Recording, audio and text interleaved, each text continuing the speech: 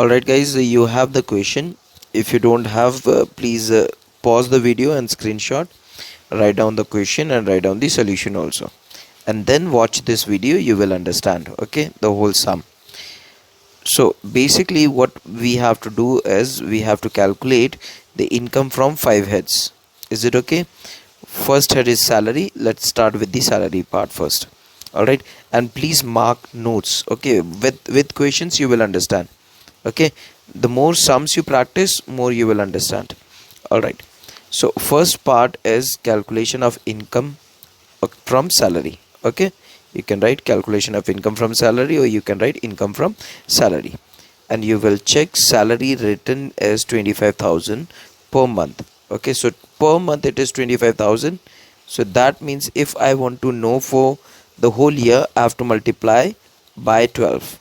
Okay, that's how I got 3 lakh rupees. I hope this is okay. Okay, wherever you don't understand, you can pause the video and recheck. You will understand. Otherwise you can ask me the question. After that, DA is there. Okay, dearness allowance. Alright, how much it is given? 50% of salary. So 50% of salary means 50% of 3 lakhs. So that is 1,50,000. I hope this is okay. This is okay. Then third one is traveling allowance.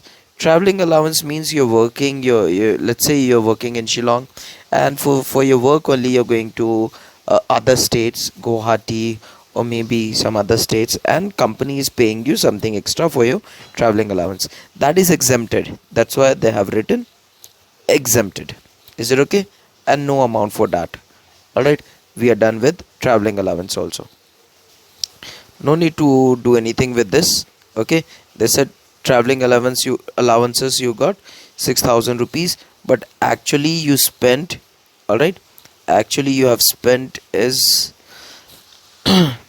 sorry, traveling allowance is 5,000 rupees, actually you have spent is 6,000 rupees. All right, so you have spent more than that, so nothing is extra. If something is extra left, if something is left, like let's say actually is 3,000, but you got 5,000, then this 2,000 rupees will be as an income. You have to write that as an income. I hope this is clear. After that we are done with traveling allowance. Then entertainment allowance. So from here, okay, from here we are supposed to take bonus also. They took late on. You can take before or after. Okay, there is no hierarchy, there is no sequence here. Okay, you can take whenever you want. So bonus could have been taken here straight away. Okay, then entertainment allowance, so it's okay, they took entertainment allowance, okay, before bonus. So let's see, entertainment allowance 1,000 rupees per month. So for the whole year it will be into 12, 1,000 into 12. I hope this is also okay. Then see bonus. Bonus is 35,000 rupees straight away. I'm done with 35,000. Now let's see what is not taken and why. First one which is not taken is, let me just make it clear first. Okay, now see, his contribution to statutory provident fund, SPF, you have to remember. Okay, full form is statutory provident fund. This is a kind of investment which you do, okay, from your pocket money. All right, every month whatever you're getting out of your salary, you contribute something for the investment. Okay, a fund is created, and employer will also contribute something. All right, you're contributing something, employer will also contribute something, and here you're contributing 2,500. Think that you are Mr. Deb here. Okay, so you're contributing 2,500. All right, your employer is contributing 10% of the salary. So since you are paying this out in the statutory provident fund as an investment, okay, as an investment, and remember the statutory provident fund is by the government. So any investment which you're making to the government is exempted. That's why we are not writing here. Is it okay? We are not writing here. I hope this part is clear. Point number 6, employer's contribution. Now let's say you're making a contribution as an investment in the government. This is what I said. Okay, so your contribution and your employer's contribution. So employer is giving something, you on your own you also giving. So your amount went to the investment, this is exempted, this will not come. All right, then something which your employer is contributing, okay, we will see this later on, not now, later on, under deductions. Okay, not here but under deductions. When I'm talking about deductions, you can take here also, or you can take later on after calculating total income. So that will be better. All right, that will be better to calculate under deductions after total income calculation. I hope this is okay. So we are done with this also. All right, we are done with this also, we are done with this also. So this will not come, remember, this will not come. All right, why it will not come? Because it is an investment with the government, and government says that fine, out of your income you're contributing towards the investment in government. Okay, out of which you will get the returns also, but still, since you're taking chances, you're taking risk to invest in government. Okay, so I will not take this part of your income under here. All right, similarly the employer is also contributing to this, so this is also not taken here, but you'll get some deductions later on. All right, we will see under deductions. I hope this is clear. All right, the next, let's see. Okay, we are done with this, no? Okay, we are done with these two. This one, interest on accumulated balance of SPF. Remember, any interest you get on SPF is exempted, means this will also not be as an income. We cannot take it as an income. Okay, you took the risk, you invested in government security, in government funds. Okay, so whatever returns you're getting, that is totally for you. Government will not take this income as a taxable income. I hope this is clear. So if you see, we are done with these values, all we are done. All right, so once you're done, these were the things related to salary. And similarly, if you see the sum also, this is what they have done. Till here I have explained. Now let's see what happens further. So you got gross salary. All right, if you have any confusions why I have not taken, please repeat the video and check again. Okay, after that, take deductions under section 16. What deductions you will have? Entertainment allowance and standard deduction. Is it okay? So remember, standard deduction is 50,000. Previously it was 40,000. Now recently it has changed 50,000. It has changed to 50,000. All right, now they have written here note 2. All right, means from where this 5,000 rupees came, you have to see that. All right, now entertainment allowance says that it is 1,000 rupees per month, means for the whole year it is 12,000 rupees.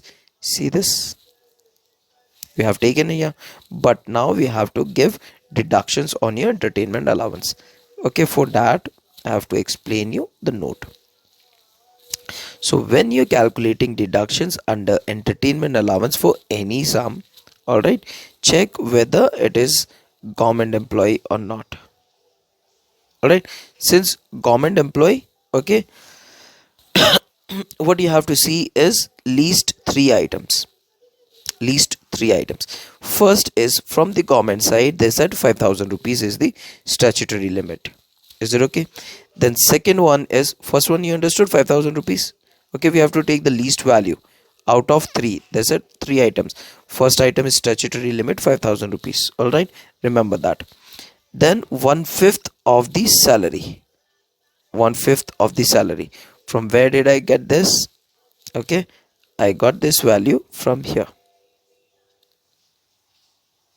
All right, so I got this value also. I hope these two things are okay. Then third one is actually received. Okay, actually received. And how did I get this 12,000 rupees? 1,000 per month. For the 12 months it will be 1,12,000. I hope this is clear. So out of these three, which is the least value? Least value is 5,000 rupees. So that is what we have to take. So this is what we have taken here. Okay, entertainment allowance. Okay, under deductions we'll take only 5,000 rupees. I hope this is clear. All right, this came from working note. After that, second head is income from house property. Read the question where they are talking about houses or house property. Okay, here in this question, point number 2 talks about he's having two houses.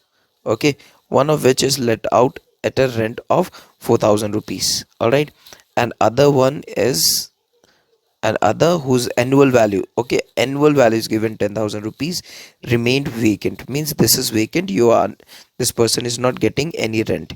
Here the rental value is 4,000 rupees per month for the whole year. Okay, you can simply multiply with 12, you will get the value. All right, that is the rental value. Remember, rental value. Here here annual value is given. All right, and after that continue reading the question. Who remained vacant for the year on account of his employment at Ambala, means he's staying somewhere else, so that's why this house is vacant. All right, and where he's living, he has to pay a rent for his own stay. All right, two houses means the two houses which they're talking about are subjected to municipal taxes 5,000 rupees and 1,000 rupees respectively. All right, now let's see how do we calculate this. All right, now see here, there are two houses. No, out of two houses, what happened here is one house is vacant. Okay, and remember, if we have any number of houses, one house is always exempted. All right, so here we have two houses, so one will be exempted. Okay, and one which is rented. Okay, we will take value for that only. Am I clear? I'm repeating again, please try to understand. He has two houses. All right, in this question it is given that he has two houses, house 1, house 2. All right, one is the vacant one, so government will exempt the vacant one. All right, and the another one which is a rented one, okay, this will be considered here. Okay, means income out of this house will be considered under the head income from house property. Why we are not taking from here? All right, don't think that it is not big, it is just because it is not on rent. Okay, if we have three houses, let's say third house is also there, and let's say this is also vacant, that doesn't mean since it is vacant so you will not calculate. You just need the annual value. If annual value is given, then on the basis of annual value you will calculate for these two, this one rental value, annual value. Okay, this one vacant one will be, okay, one house of out of it will be exempted.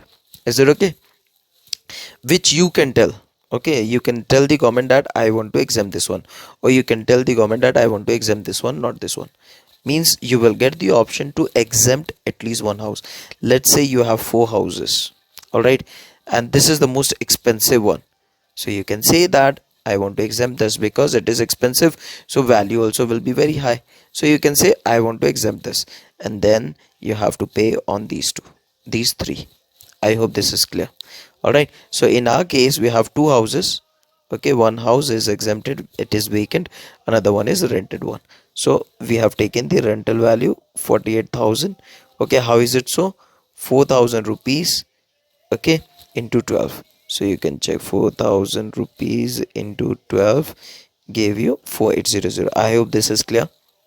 All right, after that you have to reduce the municipal taxes or any expenses you are paying. Remember, okay, you'll get the scope here to reduce the expenses here if you are spending anything, or if you have spent anything in the previous year.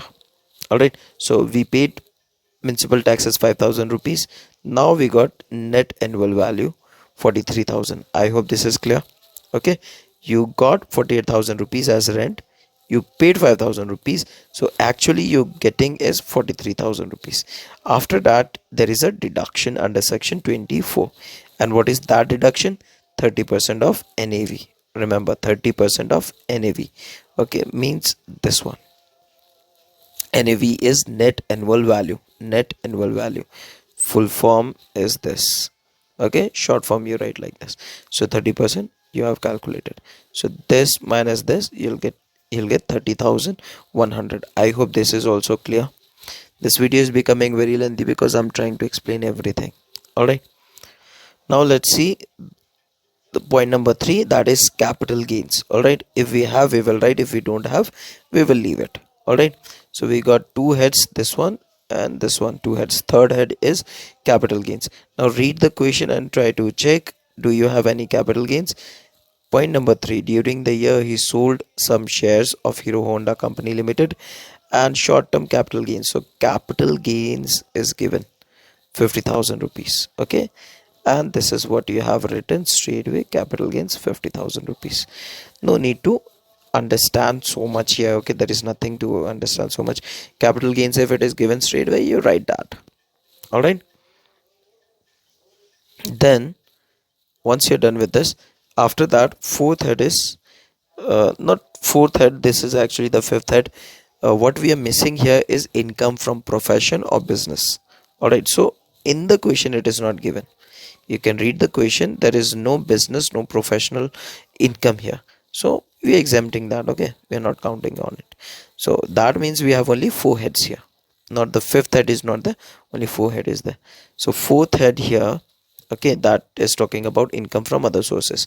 And if you check properly, this talks about income from other sources. Now you must be thinking, so what is this income from other sources? Any income which doesn't come under salary, which doesn't come under house property, doesn't come under capital gain, doesn't come under professional income or business income, will come under income from other sources. Okay, other teachers are done with this. I guess Miss Anna is taking, so she has already explained. If you are confused with anything, please ask. Okay, I don't want to repeat things. If Mesa has already done something and even I will do the same thing, no point. So read this point number 4 now.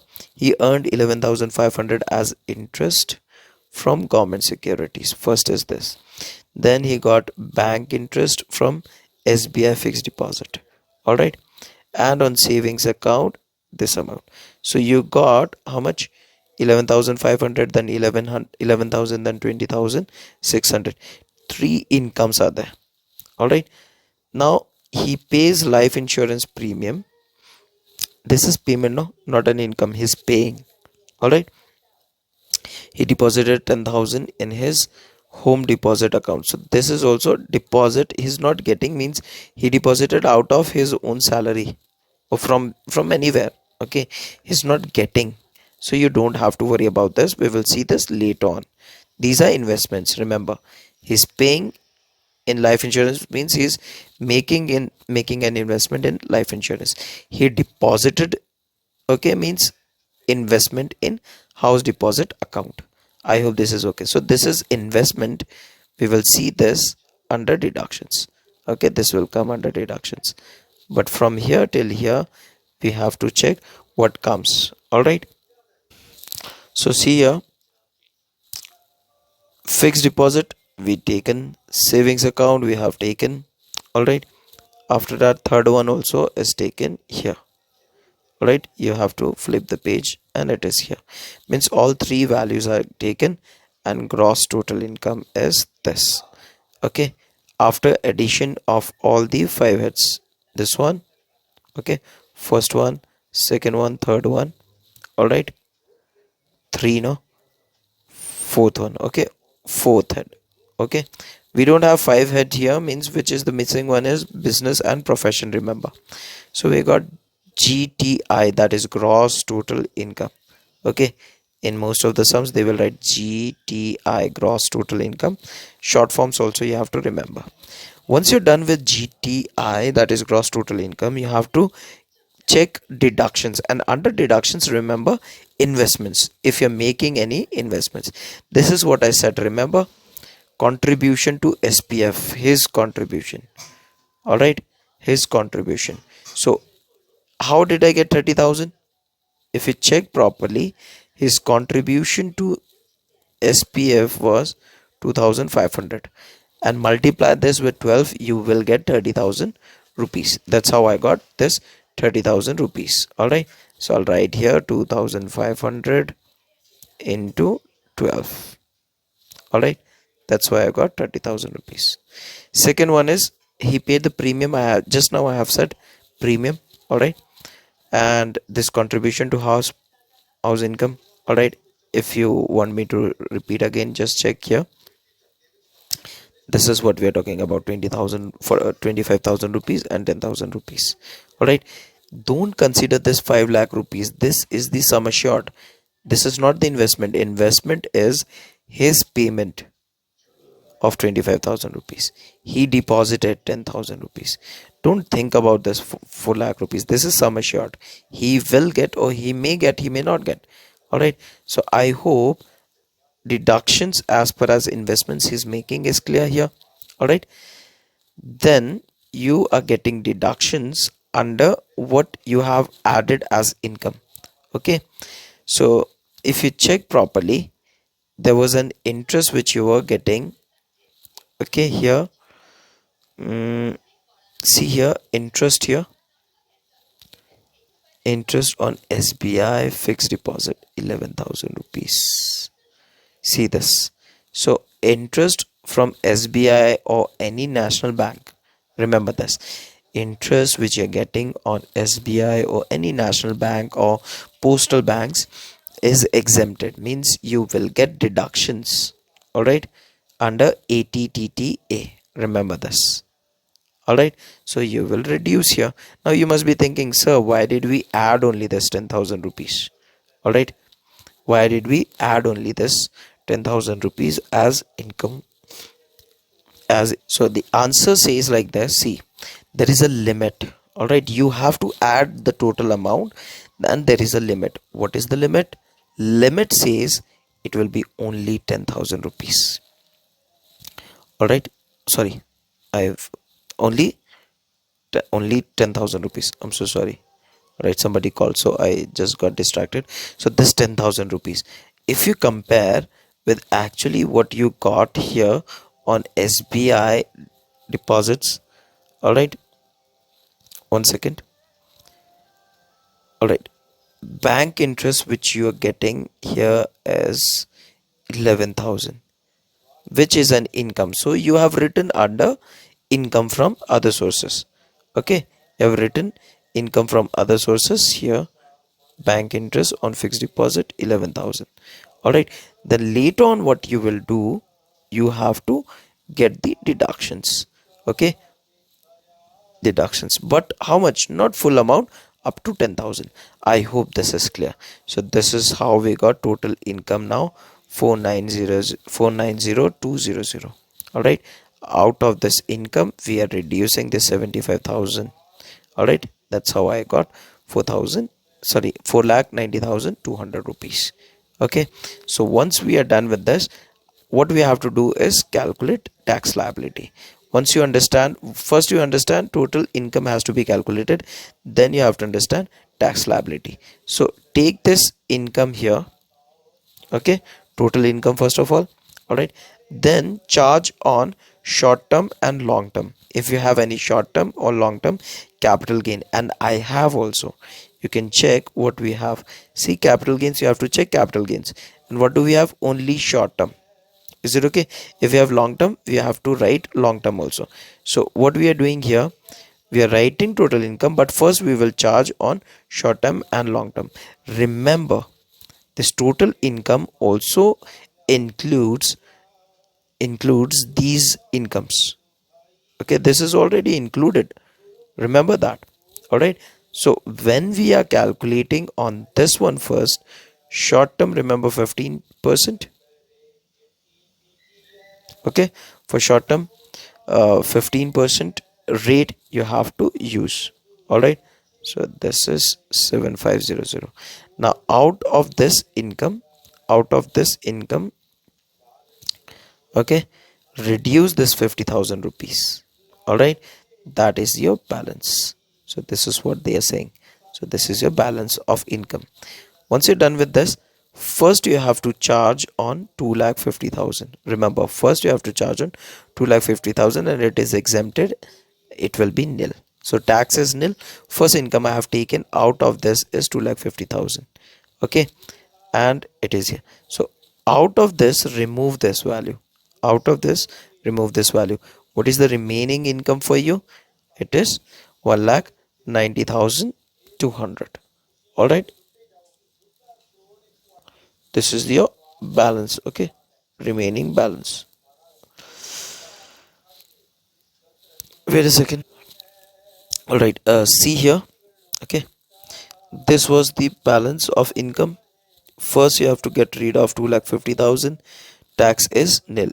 Remember, we are calculating tax here. Okay, all these are incomes. Remember, all these are incomes. Tax is calculated here. So first tax I got is 7,500 on 50,000, that is short term. Okay, and income was this. Now I have calculated on 50,000, so I have to remove this income. I got this balance income. Okay, after this balance income, get on 11, get on this 2,50,000. This is nil. Okay, once you're done with this, remove this value out of this. Out of this, remove this value. Okay, I'm so sorry for the previous one. I got so confused. uh I'm working continuously, so my head is also empty now. All right, now this value minus this value. All right, this value minus this value, so you'll get 2,90,200, and this will be at the rate of 5%. You have to remember the rates. I've already given you the data, please check. Okay, where tax slab is given 5%, and this is the amount I got. All right, so this will be my tax. Once I get my tax, I have to check whether I will get rebate or not. All right, so you have to check your income. Is it more than 50 lakhs? Is it more than 5 lakh? Answer is no, it is less than 5 lakh. So rebate is yes, we will get yes. If it is more than 5 lakh, remember 5 lakh 1 rupee, let's say. Okay, it will be 5 lakh only. All right, then it should not exceed 5 lakh. Okay, remember, it should not exceed 5 lakh. It should be less than 5 lakh. All right, if your income is less than 5 lakh rupees, then you will get the rebate. Okay, up to 5 lakh rupees, up to, remember the word up to 5 lakh, you'll get. If it is 5 lakh 10 rupee, 10, remember, rounded off, then you will not get rebate. I hope this is clear. So our income is less than 5 lakh, we are getting a rebate. Okay, to 12,500. Previously it was 2,500, remember. Okay, and recently this rebate has become 12,500. So I'm telling you this because some of you are using old books. Okay, so it's okay if you're using old books, just make a change. Wherever rebate is there, just write 12,500, and some informations are being changed. So if you're using old books, that's okay, that's good enough. But remember, rebate has to be 12,500. Standard deduction has to be 50,000. Make those changes. All right, I will tell you with sums, okay, as we proceed further. So I hope this is clear now. All right, and after this I got 4,500. Then you have to add education cess and health cess. Okay, for education it is 3%, for health it is 1%. That's how I got 4%. All right, education 3, health 1%, so total is 4%.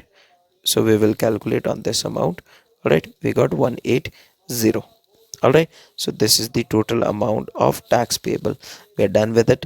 Thank you so much. Please practice the sum 2-3 times. You will for sure understand. Without practice, it will not be clear to you. Okay, write this question, write the solution. Okay, click a picture, keep your name and university roll number on top of it, and then put it in the Google Classroom. Thank you so much.